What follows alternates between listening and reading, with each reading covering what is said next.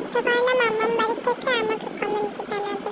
তো আমার খুব কষ্ট হচ্ছিল, মাম্মামেরও কষ্ট হচ্ছিল, মনে হচ্ছিল আমি যেন এখানেই থাকি। ভালো লাগানো বসেছিল আমার পেছনে, আমার না খুব মনটা খারাপ। ভালো লাগে না, মাম্মাম বাড়ি থেকে যেতে ভালো লাগে না, এখানে আসলে খুব মজা হয়। মা বকতেও পারে না, মারতেও পারে না, তাই না বলো বন্ধু? শুনলে তো আমার ছেলের কথা, আমার তো নিজেরই যেতে ভালো লাগছিল না, কিন্তু কী করবো বলো, শ্বশুরবাড়িতে তো যেতেই হবে। তো আজকে বরমশাই নিতে এসেছিলো, তো চলে গেলাম বাড়ির দিকে।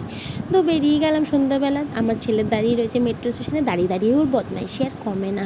ওখান থেকে চলে এলাম অটো ধরার জন্য, তো কিন্তু অটোতে তো প্রচুর লাইন, প্রচণ্ড গরম, প্রচণ্ড লাইন, দাঁড়িয়ে রয়েছি ঠায়। অটো আসছে কিন্তু আমাকে আর নিয়ে যাচ্ছে না। তারপরে একটা অটো পেলাম, আমি উঠে গেলাম। উঠে বাড়ির দিকে যাচ্ছি, তা গিয়ে আইসক্রিম তো খেতেই হবে। তো আমার ছেলেকে দিয়ে দিলাম একটা আইসক্রিম, আর আমরা নিয়ে নিলাম ফালুদা। ফালুদা খেতে কার কার ভালো লাগে কমেন্টে জানিও কিন্তু বন্ধুরা।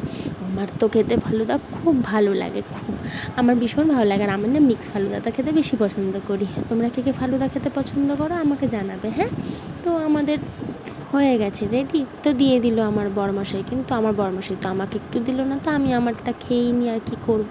আমি আমারটা খেয়ে নিয়ে চলে এলাম ভ্যানে ওঠার জন্য, কিন্তু ওখানেও এত লাইন, দাঁড়িয়েই রয়েছে। তারপর ভ্যান পেলাম, ভ্যানে উঠে গেলাম বাড়ির দিকে। এবার রওনা দেবো, অনেক দিন পর বাড়ি যাচ্ছি, আনন্দ হচ্ছে, কষ্টও লাগছে। মায়ের কাছ থেকে চলে এসেছি, অবশেষে বাড়ি চলে এসেছি।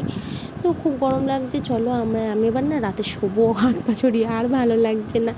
ভিডিওটা কার কার ভালো লাগলো লাইক কমেন্ট